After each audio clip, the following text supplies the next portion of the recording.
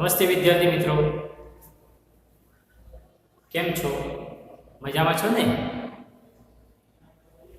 ધોરણ 6 માં વિષય સામાજિક વિજ્ઞાનમાં આપણે પાઠ નંબર 3 નો અભ્યાસ કરતા હતા. પાઠનું નામ છે પ્રાચીન નગરો અને ગ્રંથો. એમાં આપણે અલગ અલગ પ્રકારના બિંદુઓનો અભ્યાસ કર્યો. આ બિંદુઓમાં આગળ આપણે જોઈએ તો ધાર્મિક જીવન અને અંતિમ હડપ્પી સભ્યતા લોકોનું ધાર્મિક જીવન કેવું હતું અને તેઓ અંતિમ વિધિ એટલે અંતિમ ક્રિયા કયા પ્રકારે કરતા હતા એના વિશે આજે આપણે માહિતી મેળવવાની છે. તો હડપ્પી સભ્યતાના ધાર્મિક જીવન વિશે આપણને મૂર્તિ અને મુદ્રાઓમાંથી માહિતી મળે છે. એટલે ખોદકામ દરમિયાન જે મૂર્તિઓ મળી છે અને વિવિધ પ્રકારની જે મુદ્રાઓ મળી છે એ મુદ્રાઓના ઉપરથી આપણને એમનું ધાર્મિક જીવન વિશે આપણને માહિતી મળે છે કે એ કયા કયા દેવી દેવતાઓની પૂજા કરતા હશે, કયા કયા પ્રકારની મુદ્રાઓ એ સમય પ્રચલિતમાં હશે, એના ઉપરથી આપણને માહિતી મળે છે. તો મૂર્તિઓમાં કોની મૂર્તિઓ? તો મૂર્તિઓમાં માતૃકા દેવીની મૂર્તિઓને ઇતિહાસકારો ધરતી માતાનું પ્રતીક ગણે છે. તો માતૃકા દેવીની મૂર્તિઓ મોટા પ્રમાણમાં મળી છે અને ઇતિહાસકારો માને છે કે આ ધરતી માતા હશે. હડપ્પી સભ્યતાના લોકો ધરતી પૂજા સવિશેષ કરતા હશે કારણ કે ધરતી અન્ન અને પાણી આપે છે. તો એ સમયના જે લોકો હતા હડપ્પી સભ્યતાના લોકો એ ધરતી પૂજા વિશેષ કરતા હતા. કેમ વિશેષ કરતા હતા? કારણ કે ધરતી માતા છે એ આપણને શું આપે છે? તો અન્ન આપે છે અને પાણી આપે છે. આપણે અન્નના થોડા કણ ધરતીમાં જો નાખીએ અને એના હજારો કણ ધરતી માતા આપણને પાછા આપે છે. સાથે સાથે પીવાલાયક પાણી પણ આપે છે, જે આપણી જીવન જરૂરિયાતની વસ્તુ છે. એટલા માટે હડપ્પી સભ્યતાના લોકો એ ધરતી માતાને સવિશેષ પૂજા કરતા હતા. આ ઉપરાંત તેઓ અલગ અલગ પ્રકારની પૂજા કરતા હતા. એમાં વૃક્ષની પૂજા કરતા હતા. અલગ અલગ પ્રકારના વૃક્ષો છે. ઉદાહરણ તરીકે પીપળાનું વૃક્ષ જે છે એ આપણને ધ્યાનમાં છે કે ધાર્મિક કેટલું મહત્વ છે. એ પ્રકારે વડનું વૃક્ષ, વડના વૃક્ષનું પણ આપણને મહત્વ ધ્યાનમાં છે. આમદનું વૃક્ષ છે, આસોપાલવનું વૃક્ષ છે. આ પ્રકારના જે વિવિધ પ્રકારના વૃક્ષો હતા એ વૃક્ષોની પૂજા પણ એ સમયના લોકો કરતા હતા. પશુ પૂજા, પશુ પૂજામાં તેઓ ગાય છે, બળદ છે, નાગ દેવતા છે, આવા વિવિધ પ્રકારના પશુઓ જે છે એની પૂજા એ તેઓ કરતા હતા.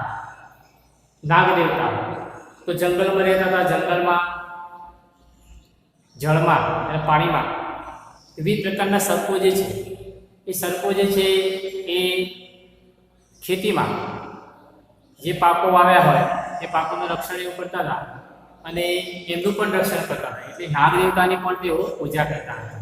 સ્વસ્તિક પૂજા આપણને ધ્યાનમાં છે કે સ્વસ્તિક એ ધાર્મિક ચિહ્ન છે. આજે પણ એનું એટલું જ મહત્વ છે. તો એ સમયમાં પણ સ્વસ્તિકની પૂજા એ લોકો કરતા હતા અને ધાર્મિક પ્રસંગોએ એ સ્વસ્તિકની રચનાઓ પણ તે કરતા હતા. લોથલ અને કાલીબંગનમાંથી અગ્નિ પૂજાના અવશેષો પ્રાપ્ત થયા છે.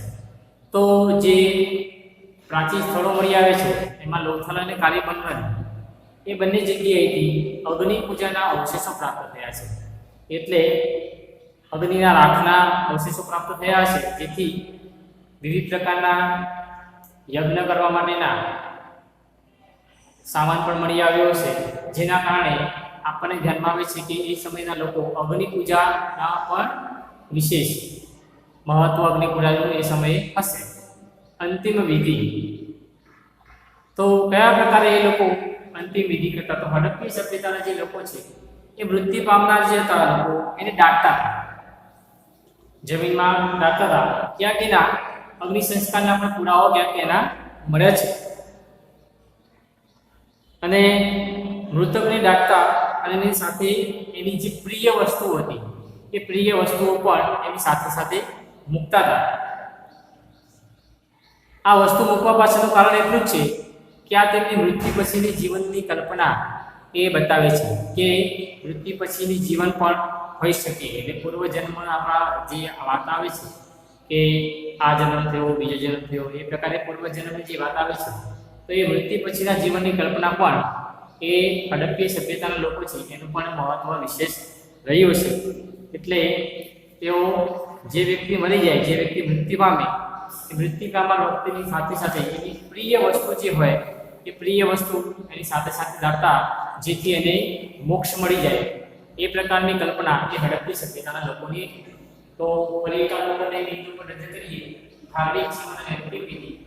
તો તેઓ જે અવશેષો મળ્યા છે, મૂર્તિની મુદ્રાઓ જે મળી છે, એના પરથી માહિતી મળી છે કે તેઓ કેવું જીવન જીવતા હશે. મૂર્તિઓમાં માતૃકા દેવીની મૂર્તિ વિશિષ્ટ પ્રમાણમાં મળી છે, જે ઇતિહાસકારો ધરતી માતાનું પ્રતીક જેને ગણી છે. હડપ્પી સભ્યતાના લોકો એ ધરતી પૂજા વિશેષ પ્રમાણમાં કરતા હશે, એટલે ધરતી અન્ન અને પાણી આપે છે એટલા માટે એની વિશેષ પૂજા કરતા હશે. આ ઉપરાંત તેઓ વૃક્ષોની પણ પૂજા કરતા હતા, પશુઓની પૂજા કરતા હતા, નાગરિકતાઓની પૂજા કરતા, સ્વસ્તિકની પૂજા કરતા, અને લોથલ અને કાર્યમંડળમાંથી અગ્નિ પૂજાના પણ અવશેષો પ્રાપ્ત થયા છે. અંતિમ વિધિમાં તેઓ મૃત્યુ પામનાર જે લોકો હતા એને રાખતા હતા. અગ્નિ સંસ્કારના પુરાવાઓ પણ ઘણા જગ્યાએ મળ્યા છે. તેઓ મૃતકને દાટતા અને એની સાથે સાથે એની પ્રિય વસ્તુ એને પણ એની સાથે દફનાવતા હતા. કેમ? કારણ કે એની મૃત્યુ પછીની જીવનની કલ્પના એ બતાવતી હતી